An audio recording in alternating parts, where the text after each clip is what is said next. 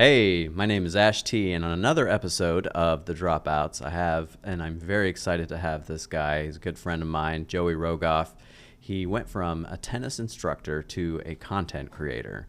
Thanks so much for coming on board and being on this podcast, Joey. How are you today? Of course. I'm super excited to be here and see how we chat through what I'm doing and see what you're doing. And how we interact. Yeah, how we interact. All right, so tell me a little bit about your origins. What is your origin story? Where did you grow up? Yeah. So I'm originally from Cleveland, Ohio. I grew up there, went to high school there, and your mom and dad, what were they? Yeah, they were. I mean, they raised me, divorced, but super young. I was probably like 6 or 7 when they got divorced. Always had a good relationship though, and went back and forth. Who raised you? Both of them. I went back and forth, and it was definitely a healthy relationship still, and I feel like I had a great upbringing, and they were super supportive in anything I did. So what were their jobs? My mom was always like on the creative side of things. She like for a while she did event planning, and started a few businesses for herself. Did like baby gifts and customized stuff like that. So she was the OG entrepreneur. Yeah, kinda. My dad was always in sales, and he's like the head of sales for a bakeware company, kitchenware company located in Cleveland. So. Okay, so you got a little Gary V going on in the family. Yeah. At a very early age. For sure. Yeah. You see these entrepreneurs and creatives, and what were your thoughts growing up? Like, what did you want to be? What was your earliest, Yeah, so my like every other kid growing up, I wanted to be a policeman, a fireman. Okay. I wanted to be an ER doctor for a long time for whatever reason. I've never heard a kid wanting to be an ER doctor, but I have heard police. I don't know why. Where did that come from? I don't know. I don't know. My grandfather, he was an oral surgeon. So maybe a little bit from that. Like a close relative is an ER doctor, so maybe a little from that. I don't know, but it always seemed intriguing to me and action-packed, and I always loved being around that kind of stuff. Got it. And how did that change over the years, like from 6 to 18? Yeah, you eventually have to go to college, right? Yeah. So, like you mentioned, I kind of grew up around the country club scene, playing tennis growing up, and that was kind of always my summer thing, working at the country club, teaching tennis for the little kids. I was the junior director of tennis at one of the country clubs for a couple years. How'd you get into tennis? My family's always just been super into it. Cousin was a state champion tennis player in high school. Were you the state champ as well? I was not. I made it to the last round of districts. Okay. One of my years, so that was pretty exciting. But so in high school, you were on the championship, or you're not on the championship team, but you went to districts. Yeah. Right? What seed were you? I was the 3rd seed, I think. 3rd seed. Did you like singles or doubles better? I was a singles player, always. Okay. I always liked the fact that I could blame myself for something that I mess up, not someone else. So I always stuck to singles. So yeah, I grew up around the country club scene, played tennis, taught tennis for the little juniors. That was super fun. And yeah, that's... So the policeman, the fireman, the ER doctor dreams kind of went away. You decided tennis was going to be the thing. So you're in high school, you're graduating, and you have to go to college. What did you decide you wanted to do? Like, did you have a major in mind? Or So I never enjoyed school. I got through it to get through it, and honestly, tennis kind of helped me get through it because you got to keep the grades up to keep playing, and they're super strict about that kind of stuff. So, I went to school, did what I had to do, and that was it. So I was never really fond about the whole college thing, but I figured, hey, let's try it. I always wanted to be in LA. Something about LA just was like, wow, it's like Hollywood, like the typical Hollywood thing. So, right. I toured a couple of colleges out here, Chapman, LMU. Didn't love them, like they were cool. And then I toured University of Arizona, which a couple of my family members went to, and seemed super fun. It was obviously a big party school. I'm not a big partier, but I did have fun there, and so I ended up choosing there, and my major was film and television. Oh, wow. Okay. I always, like, through high school, I, like, took the TV courses and the broadcasting courses, and that's kind of when I figured out I really enjoy kind of not being on camera. I actually hated being on camera. Like, behind the scenes, all the technical stuff. I loved being, like, the technical director for our broadcasts, that kind of stuff. And that's kind of where I found my passion for storytelling and just entertainment in general. Okay, so you're in college in Arizona, and you like tell us a little bit about technical broadcasting. What exactly did you like about that? What part of that did you enjoy?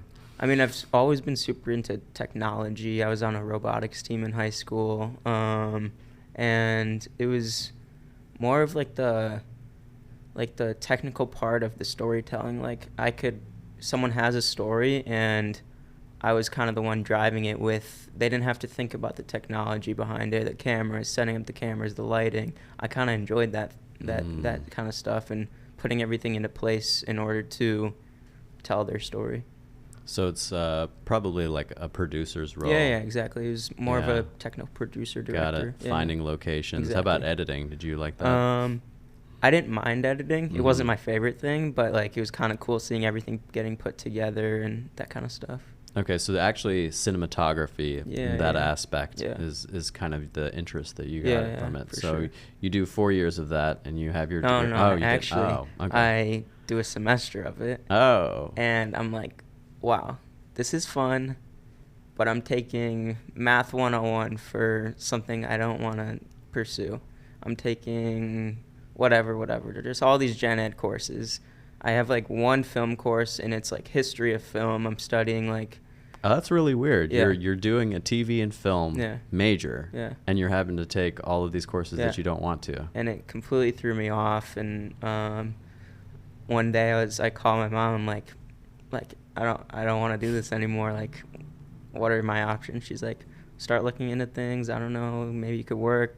Like, talk to your guidance counselor and see like if there's other courses you can take. I don't know. Did your parents ever pressure you to do any other type of career, or? No, they were always super supportive of like, I always have been kind of business savvy and kind of figured things out as I went. So like, they always knew I would kind of figure it out, but they definitely wanted me to go to college and try it out.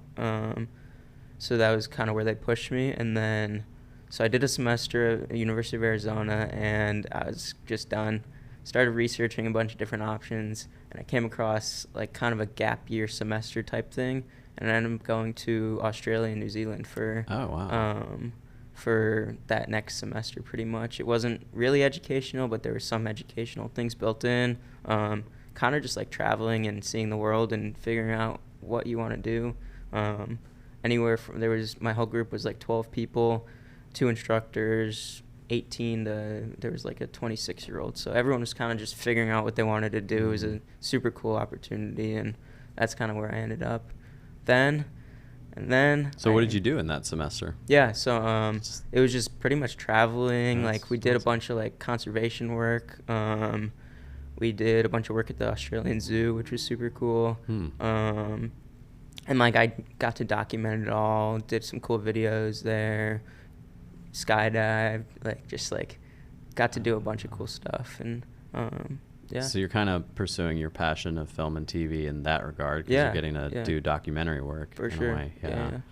And you have some time to think about what you want to do in life. And then you come back to the U.S. semester later. And what happens? I work at the country club again. Okay. Just kind of figuring it out. And then... Are you done with school at this point? Did you say I'm quitting? No. Okay. So you're still in school. No, I wasn't in school, but then I came back. I'm like, okay, I need some way to get to LA. I want to be in LA. And the way was to go to film school, like a real film school. So I applied to the New York Film Academy here in LA, and I had actually done. So you would be transferring from Arizona to technically, New York? I got I think 1 or 2 credits. Got it. So I got in there doing a producing degree. And we ended up coming out here September of 2019. And yeah, I went to school for a semester, then COVID hit. But how was school at that time before COVID hit? Yeah, so it was... Was that everything that you dreamed of doing? It was definitely a lot more hands-on. We were on the Universal backlots, like filming. We had to film 3 projects for the semester. Oh, cool. All my teachers were in the industry, which was super cool. Great group of my class was 6 people. Had a budget like a whole Harry Potter film, which was super intriguing. Even though it's boring stuff, like it was super cool just to see what goes into that kind of stuff. And yeah, it was great until I got an opportunity to work on a Netflix set. And I worked... This was before COVID? Yeah. Okay. I worked on the Netflix set. It was for Lucifer, the TV show. Oh, wow. Cool. What did you do there? I was just a PA, and working on the set, and I was like, I'm learning so much more just being on set for these 3 days than I have in school. Yes, I learned how to put a camera together and budget a film. I could watch a YouTube video for that. Yeah. And yeah, I just learned so much about the industry and about the dynamics of a set and dynamics of roles on the set. And I was like, wow, I think I could do this without school. I mean, that's a cool thing about entertainment, right? Yeah. Like, as a doctor, I can't just drop out of medical school and Yeah. shadow a doctor and be like, okay, I'm going to be a surgeon now. But that is the neat thing about this industry, is that you actually, once you make a film, that's way better than doing film school itself, isn't it? It was amazing, and everyone was super welcoming on the set, and it was my first time on a true set, so everyone was like helping me and guiding me in the right direction and whatnot. So your experience as a PA was actually very good. Yeah, it was great. Like most people that I've heard, they're overworked and they hate it. But so I was more of just a day player, kind of trying it out for a few days, and they were on a cool location, and I just got the opportunity from a close family friend to come on, and yeah. So then COVID hits, and I'm still in school, and everything shifts to online, and I was like, this isn't working. And then I get hit with COVID. Oh, wow. Really bad. I was in the hospital for a week. So this was before vaccines? This was before everything. You got hit. No one knew. It was March of 2020. No one knew what was happening. Like, people knew COVID was a thing, but, like, the tests weren't readily available. They were testing me for the flu. That came back negative. They said they tested me for COVID. Not sure if they actually did. It was a whole disaster. I was in ER for like 8 hours before they admitted me, and I spent a week there. My heart rate was way too high. I just like had breathing issues, whatnot, and ended up actually not knowing if I had COVID or not. They sent me home to quarantine for the 14 days or whatever it was. And then I get a call from the CDC a month later, checking in on how I am after my COVID diagnosis. I was like, I didn't even know I had COVID, but I guess I had COVID. Wow. So that during that time I was quarantined for those 14 days. I was in a hotel for 2 days and then went back to my apartment. I was like, all right, I'm not doing school anymore. And how was COVID for you at that time? Did it hit you pretty hard? Yeah, I mean, I was sick. And it sucked. Yeah, because I mean, if this is without the vaccine, you were barely breathing, right? I mean, did you need an oxygen tank? Did you have to go to the hospital? They put oxygen on me, and you got hospitalized? Yeah, for a week. Yeah. Oh, you did get hospitalized for a week. All right. Wow. So you had a near-death experience. Yeah, I mean, I really didn't know what was happening. I mean, you're a doctor, you know, they had to give me adenosine twice to slow my heart rate down. Wow. Which is, I don't like, if you never had that, it's a pretty scary experience. It just like completely stops your body from functioning for like a few seconds, and so that was scary. And then I came home, quarantined for the 14 days. It turned into a month, not really having a human interaction, and kind of start messing around on TikTok and social media stuff. And I had filmed a Snapchat video with my roommate. Just like a funny video, you know, Vans, the shoes. Yeah. You can flip them and they always land straight up. Oh. So it's just a weird, I don't know. So I bet my friend $100 he couldn't do it. knowing it would work. So I posted on my Snapchat. He's like, you should try posting that on TikTok. Posted on TikTok. Wake up with like 200,000 views. Wow. I'm like, okay, something's going on. I don't know what it is, but something's working. So I keep kind of just like recreating that like $100 challenge video type thing. And I end up just like dominating up. TikTok. Yeah, I mean, just like kind of blowing up and creating a super cool audience. And yeah, that's where I'm kind of at today. And I've kind of gone across all the platforms, and Snapchat's a big one. They kind of about a year ago that kind of blew up on Snapchat, and yeah. So never would you have thought from your tennis days hustling No. at the country club that you would be a content creator? Especially a content creator. I like. What did you think about content creators? Like, we didn't have TikTok, right? Sure. Like Yeah, we yeah. had maybe Instagram and Facebook. For sure. Yeah, I mean, like, I kind of always grew up watching like my favorite YouTubers, Roman Atwood, the Pauls, all those kind of guys, and the pranksters and whatnot. But like, I was like, wow, I'm never gonna, like, I can't even imagine doing that. Like, and yeah, just like sometimes you gotta pivot, and that's what I did, and it worked. And now Yeah, I'm you never thought you'd be a prankster. No. I've seen some of the TikToks. Yeah. The persona that you have in your TikTok is way different Yeah. than how you are in real life. So one sure. could say that you're an actor as Yeah, well. I mean, it's super interesting because a lot of people in the kind of stuff I'm doing, they either play themselves or they play a character. And for whatever reason, it kind of just shifted towards playing more of a character. I would say it's the person I play is just a more energetic, amped up version of myself. Yeah. Like, it's not really a different character. But I would say that too. yeah. It's like a very heightened version For of sure. yourself. Yeah. Yeah.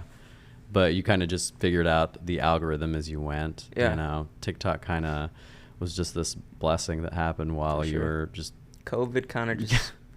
COVID was crazy. COVID was a blessing and a curse at the same sure. time. Yeah, definitely. Yeah. So Yeah. you got at the height of TikTok, right when it was very popular. Because Yeah, just like in the height of when all those random TikTokers were blowing. Not random, they're huge A-list celebrities now. Yeah. But kind of got in and found my little niche, and kind of always stuck to the family-friendly, kids type content, which is I found super enjoyable to make, and I feel like easy to monetize, and yeah, brand friendly. And this was going back to your technical broadcasting days. You never thought, hey, I'm going to be in front of the camera. I'm always going to be behind the camera. Yeah, no, I literally hated being in front of the camera. I would be like, no, I hated it. It was terrible. And yeah, it kind of shifted, and now I don't mind it. I want to maybe pursue some acting kind of stuff, and now I'm back to doing more of the traditional film and TV stuff. We just did a short film that you were in. That's right. Yeah. So now you're moving from content creating back to filmmaking, back to your roots from college, and you're executive producer of The Guardian Angel, which is about human trafficking, a very serious conversation. For sure. And how did you enjoy that? Yeah, no, it was awesome. I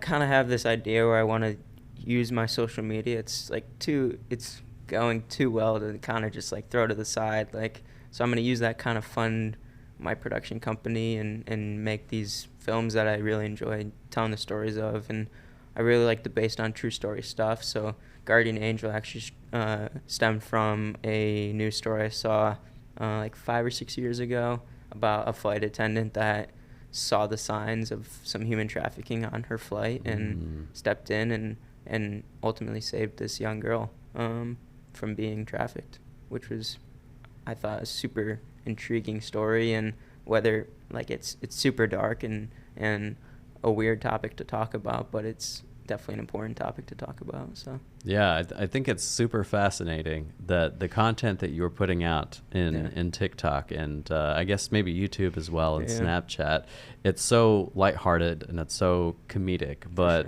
as comedians we have such a serious side too. You know, and you gravitate towards drama and things like that. I think it's important to kind of have two different sides and be able to tell different kinds of stories. It just helps with everything. I feel like just hearing different stories and being able to retell them, and it just builds how you are an overall storyteller, and that's what we do. We just tell stories, just with a camera in front of us. So. Well, I got to ask you, like, when you were looking back at your life in high school and college, did you ever worry about what was going to happen for your career? Did you ever think about that, or did you feel like everything was going to work out for you? I always believed in what I was doing, and like knew I would figure it out. It might take a little bit to get there, a little struggling, a little whatnot. Where does that come from? Because a lot of people don't feel like that, a lot of people are lost. I was too. Like, I didn't know what I wanted to do. I mean, I don't know, I always grew up with a very supportive family. We were always super comfortable, like in terms of money and all that kind of stuff, not overly wealthy, just like super normal family. And I mean, I was never given anything, but like I always like had what I wanted and needed, and like so I think it kind of stemmed from that, and just like some source of security. But yeah, I don't know, I always kind of knew I was gonna figure it out. You believe in yourself. And you mentioned Gary Vee earlier, and he was definitely a source of like inspiration and just like keep going, and actually super cool. I get not in lows, but just like kind of like I go through a phase where I like pump out a ton of content. Maybe like a month, 2 months goes by, I'm going hard, working crazy hours, and I'm like, wow, what am I really doing? Like sure, I'm creating content, like, and Guardian Angel was a super good break from that, and it was a way for me to kind of shift my creative focus and the topics I was talking about and creating. But cranking out the TikTok content, you feel like how impactful is it? Yeah, like I'm creating content, I'm creating entertainment for whatever demographic mine is. But like, what am I really doing? Like, what purpose is this really holding? It's making me the money, it's doing whatever. But yeah, so I get in these lows where I'm like, what now? And I wake up to a DM from Gary Vee. Oh, wow. And it was just like an off day. I knew it was going to be an off day. I don't know why. Just like, I wake up, open it, says like 2 unread messages. First is a typo. It's like just like a bunch of jumbled letters. And then the next one is, I think he said, keep pushing, with an exclamation mark. And that just came randomly? Just randomly. Wow. I follow him, and I don't know. I'm sure he's had to have seen my stuff at some point. Yeah. I never got a message from him to keep pushing. I know. And I was like, wow. I don't know. It was super cool. It's like a sign. Yeah. And I'm like, I respond pretty immediately. I'm like, Gary, means a lot coming from you. Like, I mean, he's like the OG genius of social media, exactly. Whatever, business, marketing. I'm like, means a lot coming from you. He said, here, if you need anything, let me connect you with my right-hand man. So he connects me with this guy who's the head of relationships for Team V, Gary Vee. We get on a call. It was super cool. They're just like, we want to connect with people that we know are going to do big things. So chatted with him. He's here if we need anything. And yeah, so that was definitely a huge pick me up. And whenever I have that low, I just go back to that DM now. I'm like, wow, Gary Vee believes in me. I can do anything. Wow, that's incredible. Yeah. What other stories do you have like that? Nothing like that? No, I mean, it was just like, wow. And my mom actually loves Gary Vee too, so I called her immediately. She's like freaking out. So yeah, I don't know. It's a super cool moment in kind of the social media journey that I finally got. Not finally, like obviously, just some recognition from someone that I look up to. Yeah. That I am doing something right and getting to the right eyes, and yeah, So what's next for you? You've got, of course, your Guardian Angel film coming out. Yeah. In the film festival circuit. Mm-hmm. What else are you wanting to do? Yeah, so I just gonna keep pushing on the social media stuff. I still enjoy making that content and shifting it and changing it every so often. And like I said, I'm gonna use that to kind of fund my newly formed production company called Joe Rowe Productions.